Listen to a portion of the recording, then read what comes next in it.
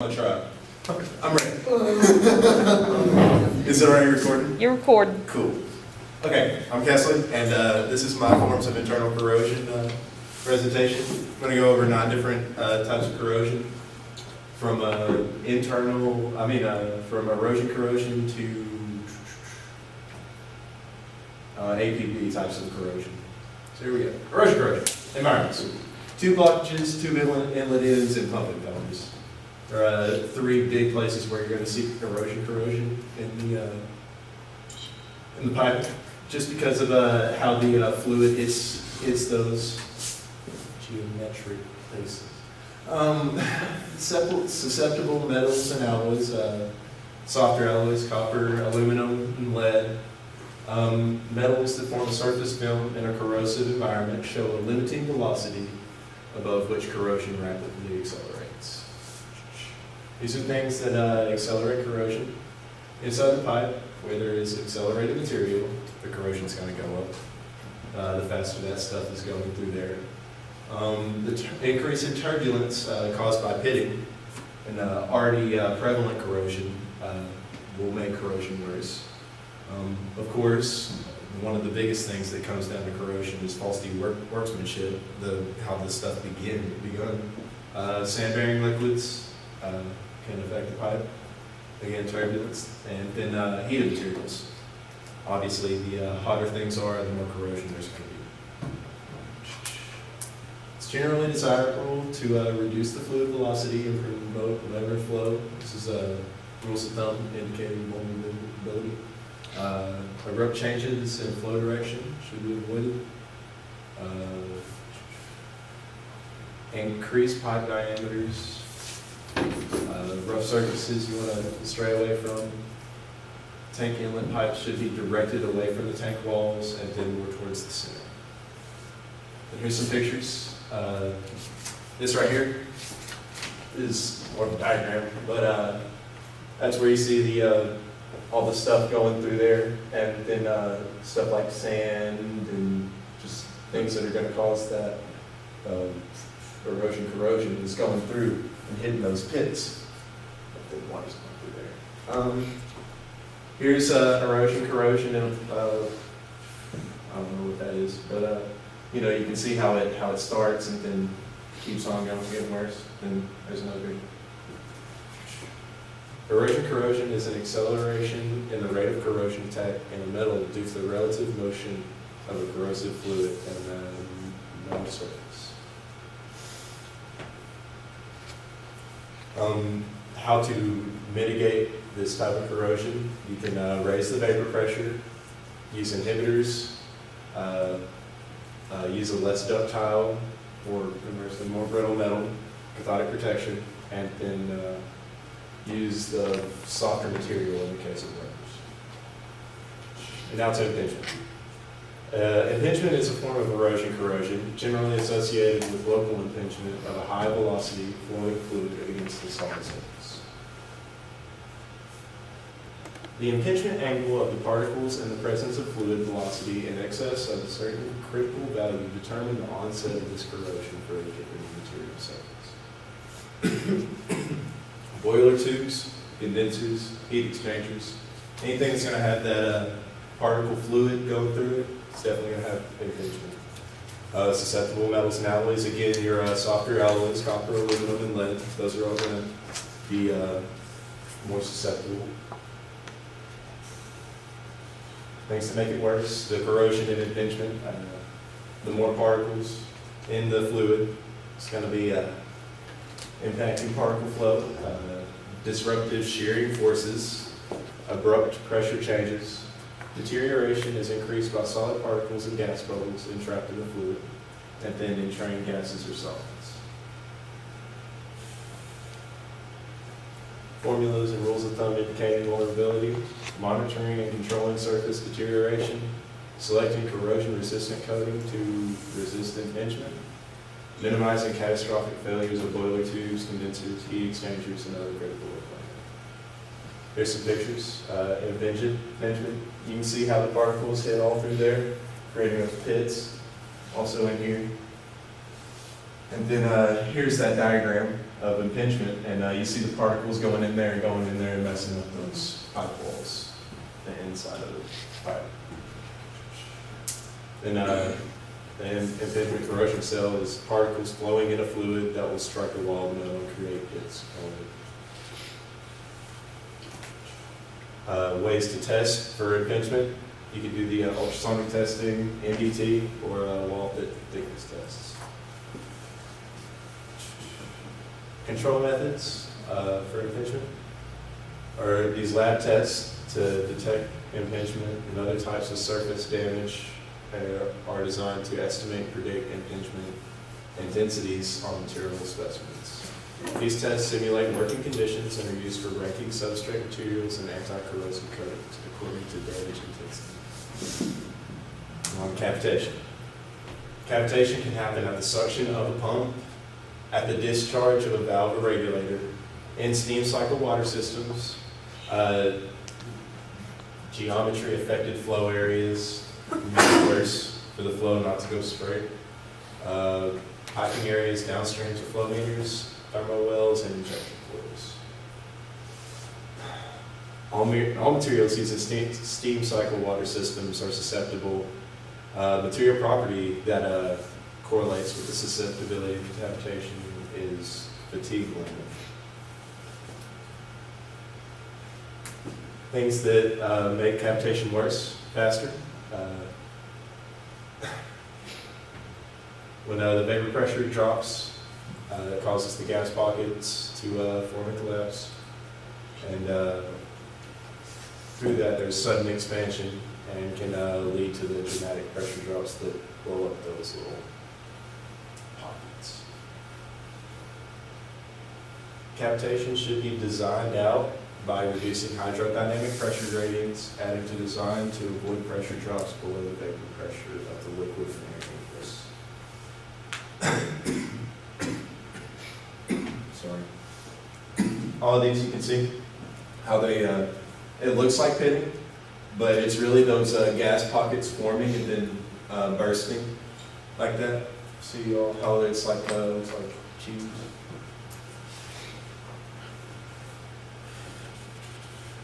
The corrosion cell cavitation occurs when the fluid's operational pressure drops below its vapor pressure, causing gas pockets and nodes to form. Again, to test for cavitation, you can use the ultrasonic wall thickness measurement, radiography, inspection grids developed for the UI wall thickness.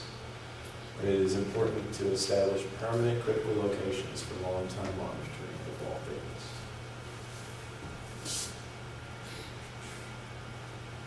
The control methods are going to be improvement of hydrodynamic design, laser surface hardening, cladding, and plasma nitriding. In APB, acid-producing bacteria, the environments are going to be storage tanks, piping systems, atmospheric venting systems, hot and cold water distribution systems, open and closed recirculating heating and cooling systems, water-based fire protection sprinkler systems, water-based fracturing fluids, and gas and oil industry. Things that are susceptible alloys to APB are going to be carbon steel, iron, copper, and magnesium. Factors accelerating corrosion rates of APB are going to be warm environments, because it is bacteria, the presence of water, also the bacteria, and oxygen-rich environments for those aerobic bacterial cells. Here it is, the corrosion, what it looks like of APB, and here's a diagram.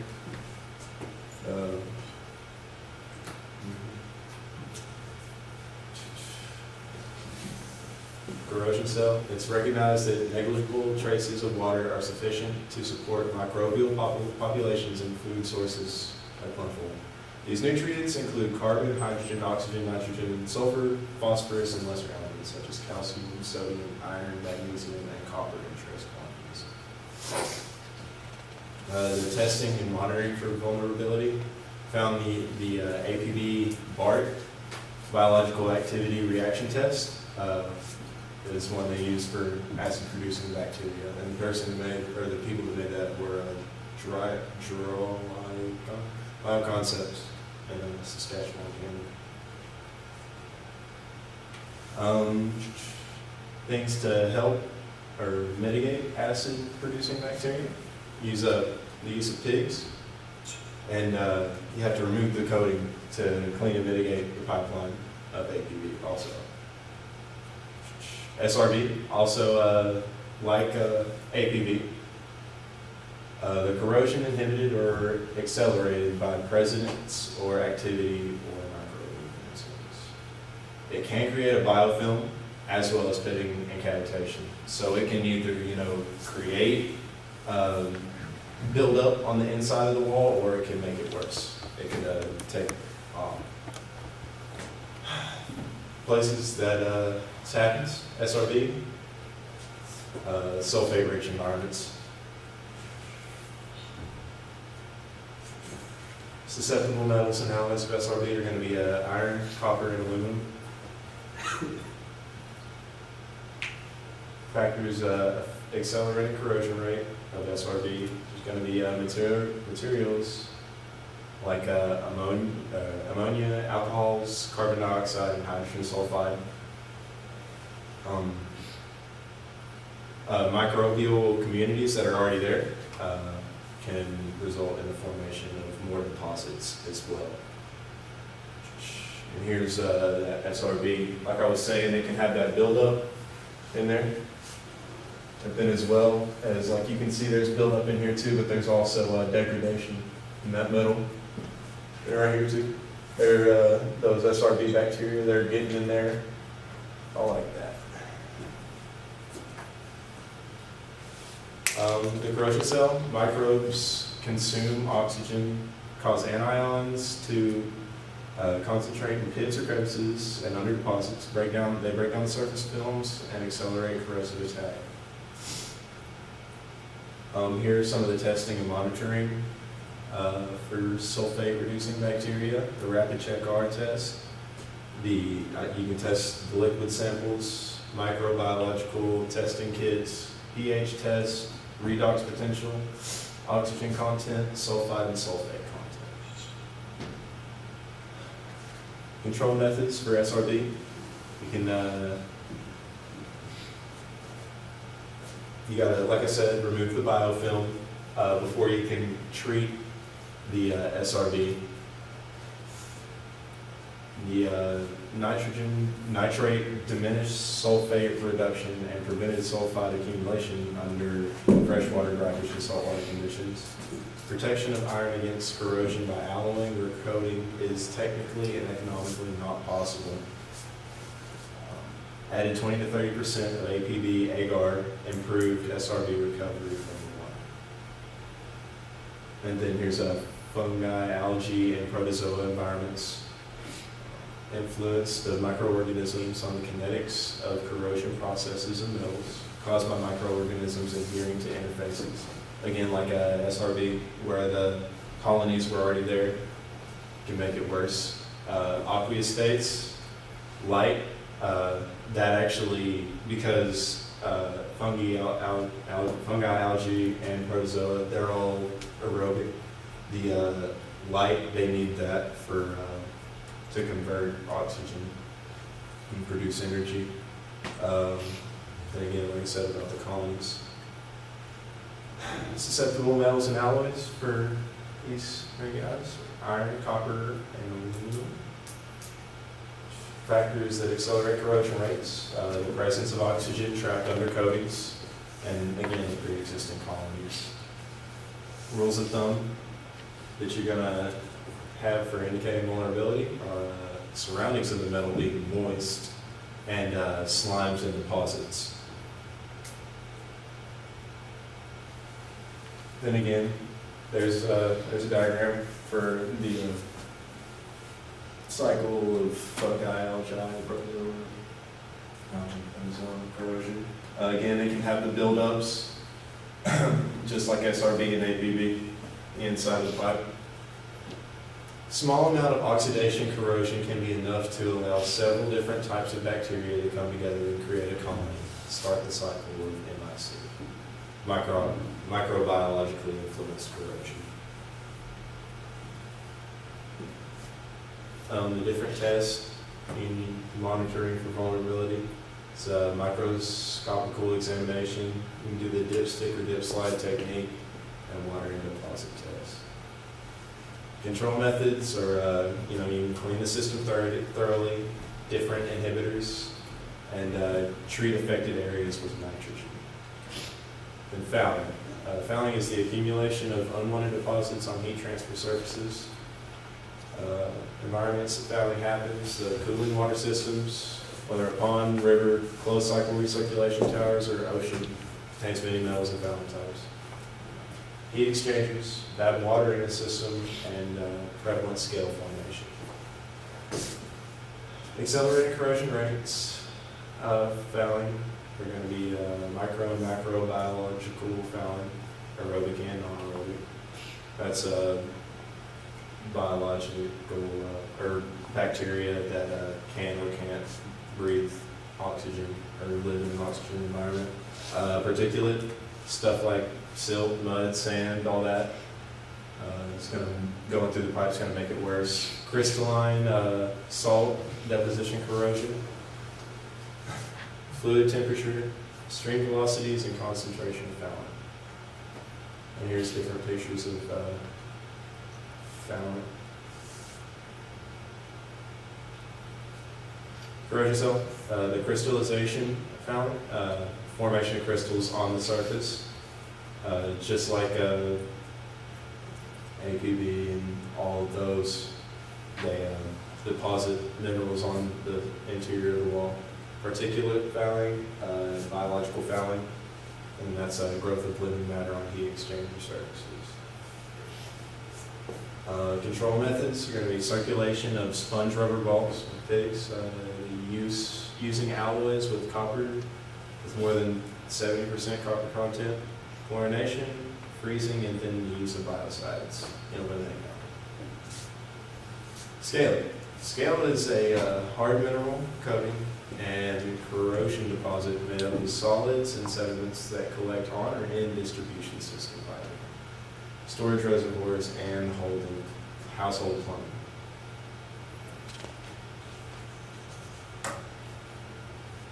When water contains carbonates and bicarbonates of calcium and magnesium, and that's heated, it can produce scaling. Corrosion scale tends to originate on the pipe wall and grow rapidly inward. Reduces the diameter of flow or block flow. Can hide additional corrosion even after cleaning. Loose or porous scales can promote corrosion wear. Dense scales can provide a protective layer. And incrustation of tubing, boilers, coils, jets, sprinklers, cooling towers, and heat exchangers arise wherever hard water is used. Susceptible metals and alloy, magnesium, and cast iron. Factors accelerated corrosion rates, temperature, just like any corrosion, pressure, pH level, and the saturation of fluid. There's different scaling pictures. This looks like it's completely blocked off. That's got a little pinhole in it. Obviously, that's just insane. The corrosion cell happens through crystallization, particular fouling, and biological scale. Control methods are chemical cleaning, high velocity cleaning, and electronic water treatment. And that was my presentation.